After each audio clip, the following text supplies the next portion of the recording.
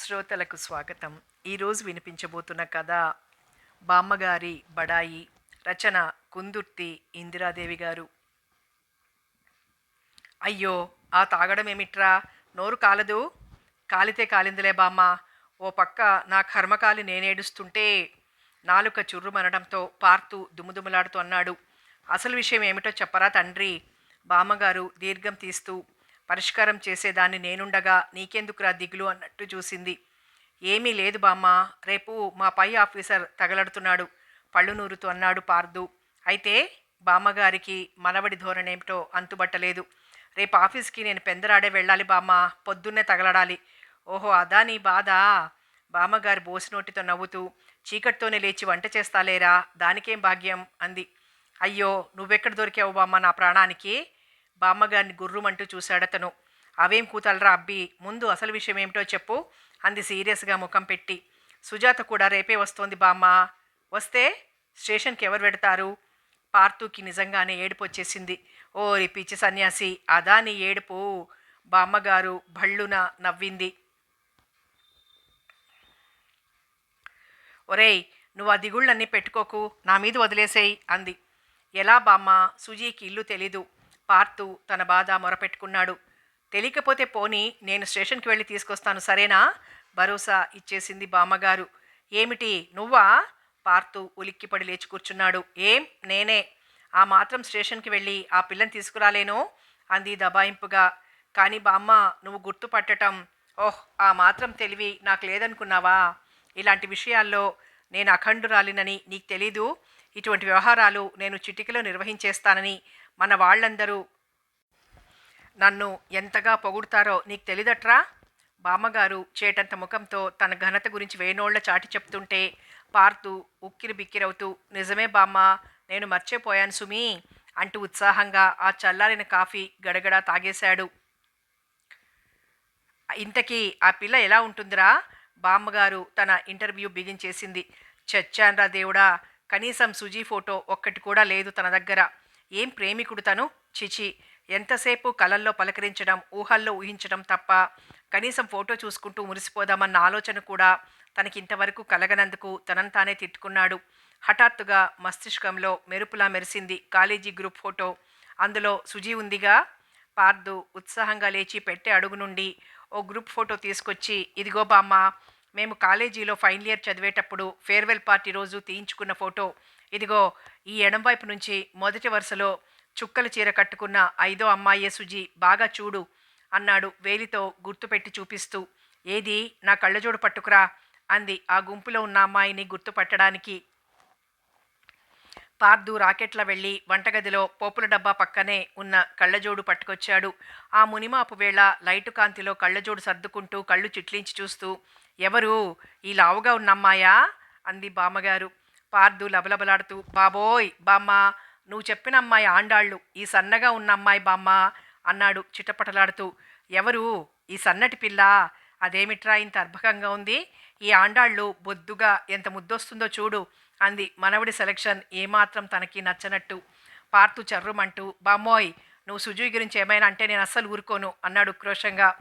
ఇంకా పెళ్ళైనా కాలేదు, అలా వెనకేసుకొస్తున్నావేమిట్రా? బాగానే ఉంది వరస.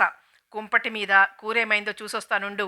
బామ్మగారు నవ్వుకుంటూ మెల్లిగా లేచి వంటగదిలోకి వెళ్ళింది. పార్తు మహా ఆనందంగా ఆ ఫోటోలో ముఖం కూడా స్పష్టంగా కనిపించని సుజీని ఆపేక్షగా చూసుకుంటూ పెట్లో పెట్టేశాడు. పెట్టె మూసేయబోతుంటే ఎర్రటి చీర కనిపించింది. అది సుజీ కోసం అంతకు ముందు రోజు పార్తు ఎంతో మోజుపడి కొన్నాడు. 5-6 నెలల క్రితం పార్తూకి పెళ్లి చెయ్యాలని బామ్మగారు ప్రయత్నాలు ప్రారంభించింది. పార్తు ఏ సంబంధం చూడనని పేచి పెట్టి కూర్చున్నాడు.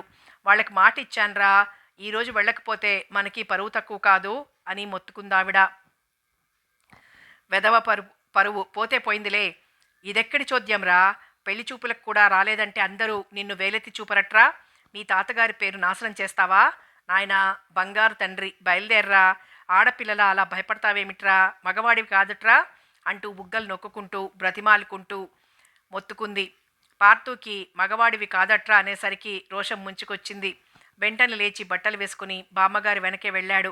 పిల్లవాడు ఎంత బుద్ధిమంతుడో, వాళ్ళ బామ్మచాటున ఆకుచాటు పిందెలా ఉన్నాడు అని అందరూ అంటుంటే పార్దు బిక్క చచ్చిపోయి, చిచి, పిరికి వెధవల బామ్మ కొంగు పట్టుకొనొచ్చాను, స్టైల్‌గా నడవాల్సింది అని మనసులో 1000 సార్లు తిట్టుకున్నాడు. బామ్మగారి ముఖం చింకి చాటంతయింది. ఆ అమ్మాయి నచ్చిందని ఆ ముఖం చూస్తుంటేనే పార్థుకి తెలిసిపోయింది. ఇంటికొచ్చిన తర్వాత పార్థు, ఆ పిల్ల మహా చలాకీగా ఉంది కదరా! లక్ష్మిలాగుంది కదరా! ముద్దుల గుమ్మలా ఉంది కదరా! అని తెగ పొగిడేసింది. నాకు నచ్చలేదు. నేనసలు ఆ పిల్లని చూడలేదు. నేను ఆ అమ్మాయిని చేసుకోను. చావు కబురు చల్లగా చెప్పేశాడు పార్థు. అదేమిట్రా అలా అనేశావు? వాళ్ళు మనం అడిగినంత కట్నం ఇస్తామని కూడా చెప్పారు. నీ పెళ్లి చేసి నేను కృష్ణారామ అనుకుంటూ ఓ మూల పడుందామనుకుంటే ఈ విపరీతమేమిట్రా అంటూ బామ్మగారు తల్లడిల్లిపోయింది.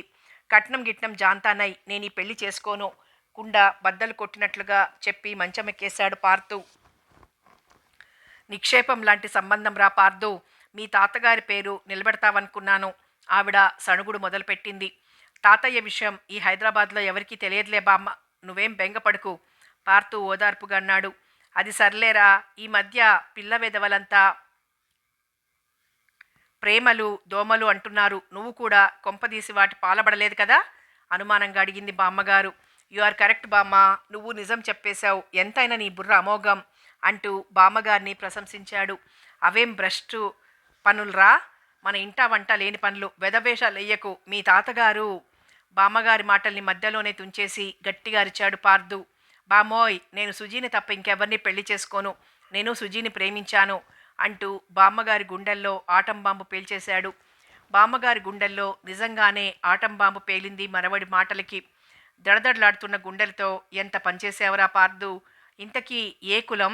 కట్నం లేకపోతే పోయింది, కులమింటి పిల్లని ప్రేమించకపోయావట్రా అంటూ గొల్లుమంది. కులాంతర మతాంతర వివాహాలు చేసుకునేవారే ప్రేమలు గట్రా అంటారని బామ్మగారు విన్నది. నిజానికి ఆవిడ నమ్మకం కూడా అదే. బామ్మగారు దుఃఖ సాగరంలో మునిగిపోయేసరికి పార్థుకి కంగారు పుట్టింది, జాలి వేసింది. ముసుగులోంచి తల బయటికి పెట్టి గట్టిగా ఏడవకే బామ్మ, సుజాత అని మీ నారాయణ స్వామి గారి మనవరాలే అని తేల్చేశాడు. బామ్మగారి దుఃఖం టక్కునాగిపోయింది. ఓర్ని, నారాయణ స్వామి గారి మనవరాలా? ఆ మాట చెప్పావు కావేం? అబ్బో, ఆయన ఎంత నిష్ఠాపరుడు, ఎంత సాంప్రదాయమైన వంశం అని తెగ మెచ్చేసుకుంది. అయినా సాక్షాత్తు మీ తాతగారి పోలికలు పుణికిపుచ్చుకొని పుట్టి భ్రష్టు పనులు చేస్తావంటే నేను మాత్రం నమ్ముతానేమిట్రా పార్దు అంది. అక్కడికేదో వాళ్ళ మనవడై పుట్టినందుకే మంచి బుద్ధులు వచ్చాయన్నట్టు. పార్థు ద్విగుణీకృత ఉత్సాహంతో సుజీకి ఈ శుభవార్త రాసేశాడు.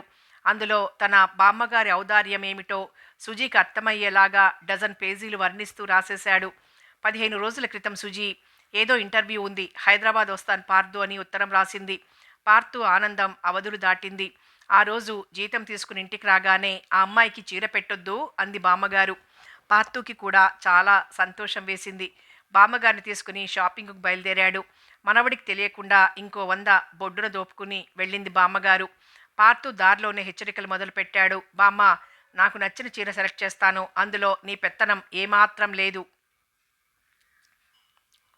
నువ్వు వాయిల్ చీరలు, ముతక చీరలు, వెంకటగిరి అంటూ మొదలు పెట్టావంటే నేను ఒప్పుకోను అని వార్నింగ్ ఇచ్చాడు. డబ్బులు తక్కువ పడితే నేను వేస్తాలేరా, నువ్వు ఆ దిగులు పెట్టుకోకు. చీర సెలక్షన్లో తన పాత్ర ఉండి తీరాలన్నట్టు ఇండైరెక్ట్గా చెప్పింది బామ్మగారు.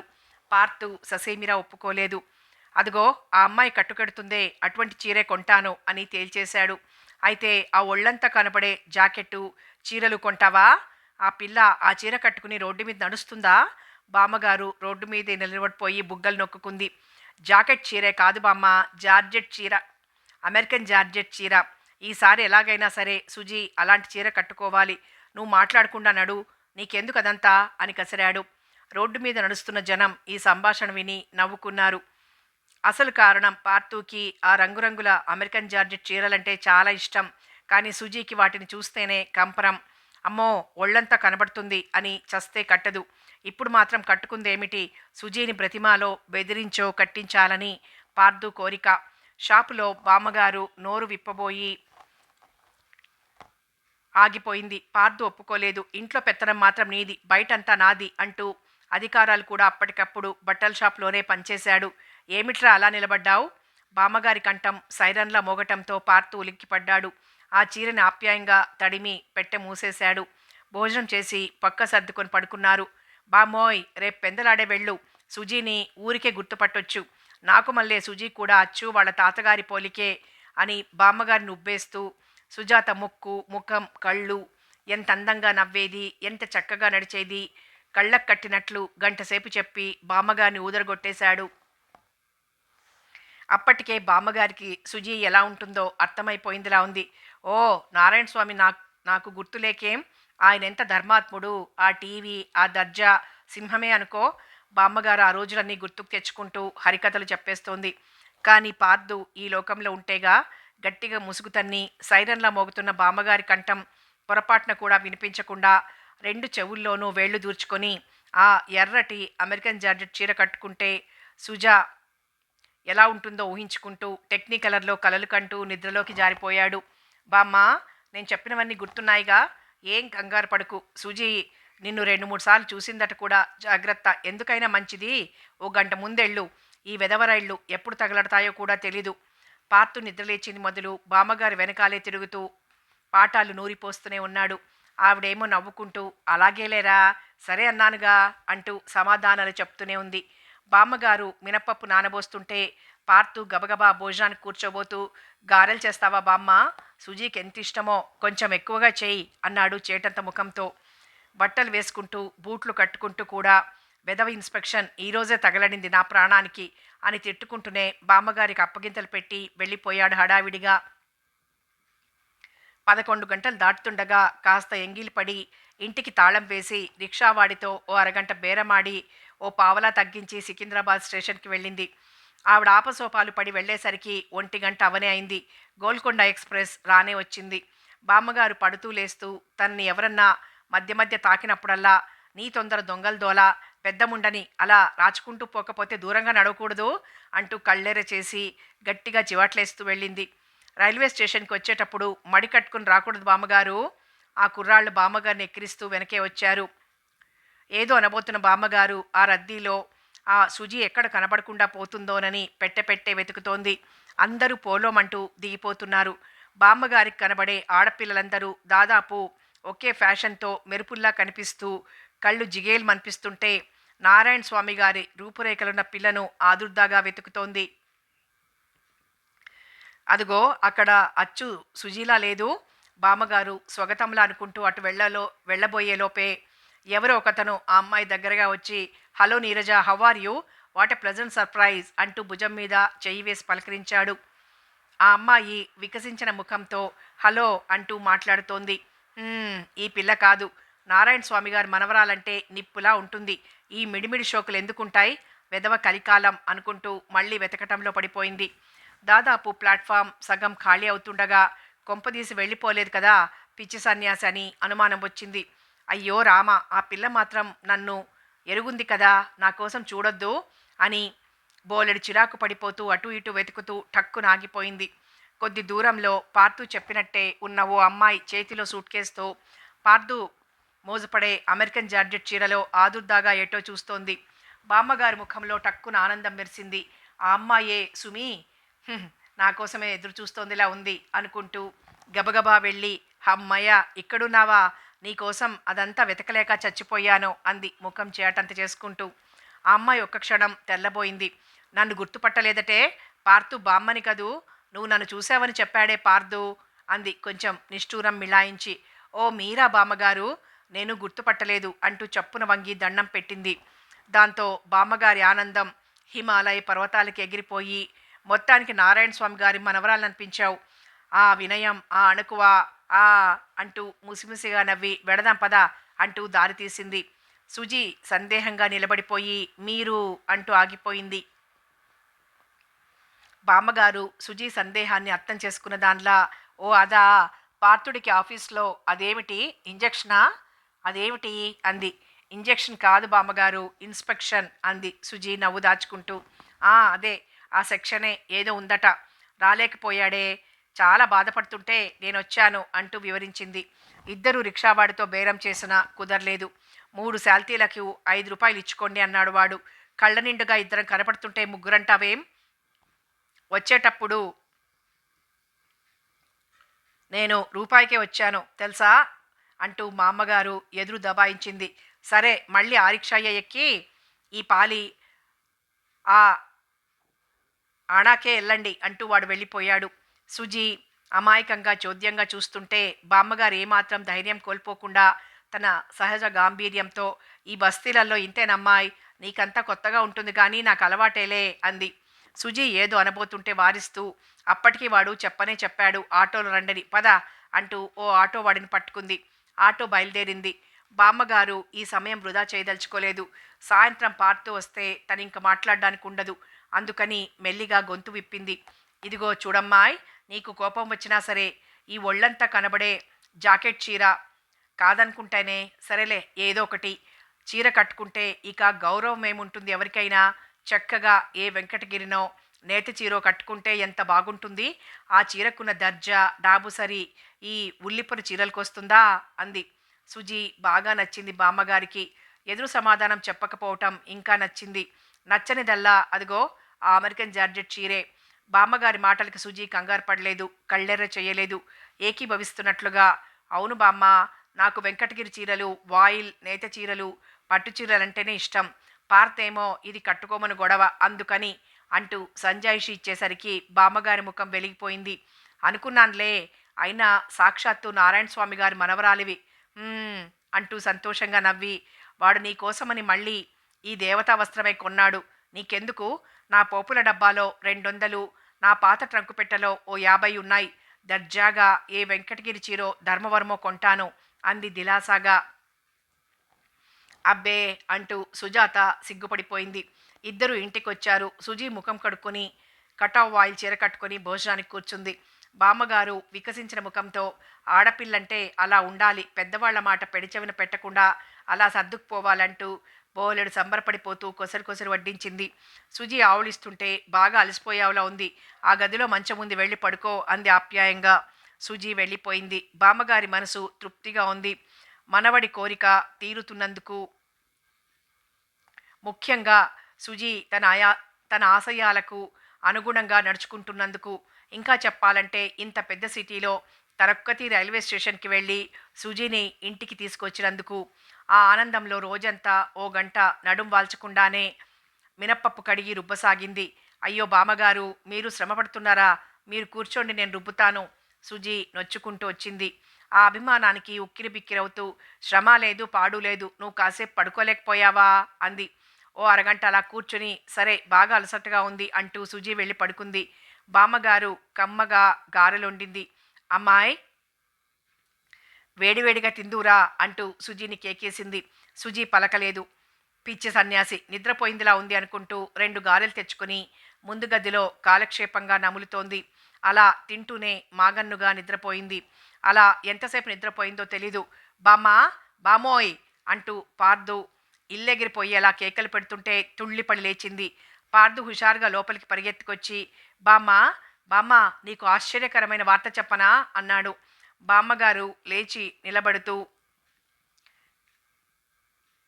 మనవడి ఆశ్చర్యం ఏమాత్రం లక్ష్య పెట్టకుండా, "సరేలేరా, నీకు నమ్మకం కుదరలేదుగా నా మీద, వెళ్ళి ఆ గదిలో చూడు" అంది. పార్దు ఆశ్చర్యంగా చూస్తూ, "ఆ గదిలోనా? ఏముంది బామ్మ అందులో" అన్నాడు కుతూహలంగా. బామ్మగారు ముసిముసిగా నవ్వుతూ, "నన్నెందుకు అడుగుతావు, నువ్వే వెళ్ళి చూడు" అంది. పార్తు ఆ గదిలోకి పరిగెత్తాడు. ఇంతలో చేతిలో ఎర్రటి సూట్ కేసు పట్టుకుని ఒక అమ్మాయి లోపలికొచ్చింది. బామ్మగారు ఎవరు అని పలకరించే లోపే పార్దు సుడిగాలిలా వచ్చి, "ఎవరూ లేరు బామ్మ లోపల" అన్నాడు.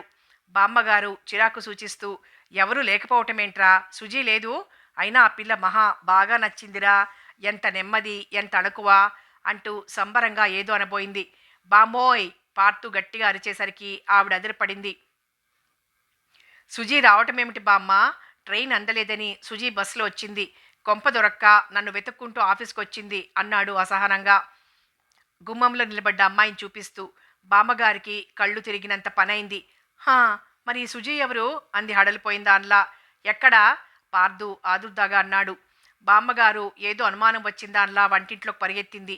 మూత తీసి పత్తి అంతా కింద పడేసి ఉన్న ఒత్తుల డబ్బా, చిందరవందరగా ఉన్న పోపుల డబ్బా వెక్కిరిస్తున్నాయి. బామ్మగారు పాలిపోయిన ముఖంతో పక్క గదిలోకి పరిగెత్తబోయి ఆగిపోయింది. మూత తీసిన ట్రంకు పెట్టె కనిపించి గుండె గుభేలు మంది. "అమ్మో, నా 250 రూపాయలు" అంది. "బామ్మ, కొంప ముంచావు గదే, నా పెట్లో ఉంచిన 100 కూడా కనబడ్డం లేదు.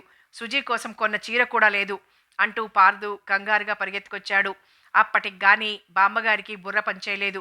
అది కాదురా, నువ్వు ఫోటోలో చూపించినట్టే ఉంది. నేను సుజీయే అనుకున్నాను. మరి ఈ అమ్మాయి అంటూ ఆగిపోయింది. చంపావు కదే బామ్మ, నీ బడాయి కాదు గాని అదెవతో వచ్చి కొంప దోచుకుపోయింది. 400 గోవిందార్పణం అన్నాడు పార్థు బామ్మ మీద ఎగిరిపడుతూ. ఏదో అనబోయిన బామ్మగారు చిటపట్లాడుతున్న పార్థుని వెంకటగిరి చీర భుజాల చుట్టూ లాక్కొని బిక్కుబిక్కుమంటూ గుమ్మంలో నిలబడ్డ సుజీని చూసి బడాయి కాస్త జారిపోగా అచేతనంగా నిలబడిపోయింది. సమాప్తం. బామ్మగారి బడాయి కథ సమాప్తం. మరో మంచి కథతో మళ్ళీ కలుసుకుందాం.